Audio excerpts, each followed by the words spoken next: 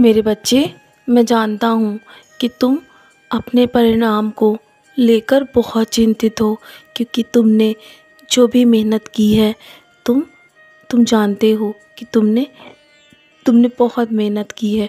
और मैंने भी देखा है कि तुमने बहुत मेहनत की है अपने लक्ष्य तक पहुँचने के लिए। तो मेरे बच्चे, तुम निश्चिंत रहो, मैं तुम्हारे पक्ष में सब कुछ कर दूँगा। तुम्हें अपने परिणाम की चिंता करने की आवश्यकता नहीं है, क्योंकि वो सब कुछ मेरे हैं और मैं हमेशा तुम्हारे पक्ष में ही सब कुछ कर। तुम मेरे दिखाए मार्ग पर चलते रहोगे। हाँ, मैं जानता हूँ कि तुम कभी कभी बहुत निराश हो जाते हो, टूट जाते हो और हार मान जाते हो बहुत जल्दी, और तुम अपना रास्ता बदलने की भी सोचते हो, और तुम बहुत ही जल्दी दूसरों की बातों में भी आ जाते हो मेरे बच्चे, क्योंकि तुम बहुत ही नरम दिल के हो। इसलिए तो मैं तुम्हें बहुत मजबूत इंसान बनाना चाहता हूँ और दुनिया वालों की पहचान कराना चाहता हूँ, कि सबको पहचानो कि कौन तुम्हारा अच्छा चाहता है और कौन तुम्हारा बुरा चाहता है।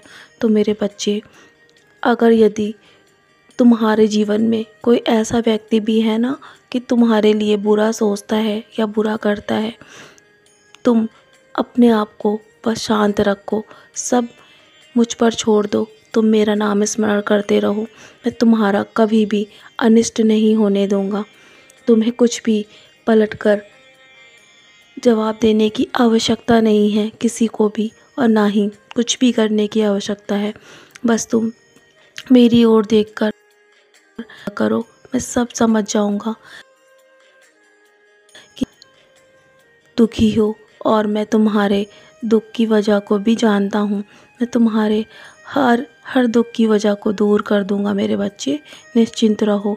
मैं जानता हूँ तुमने बहुत सारी परेशानियाँ उठाई हैं जीवन में, तुमने बहुत संघर्ष देखे हैं।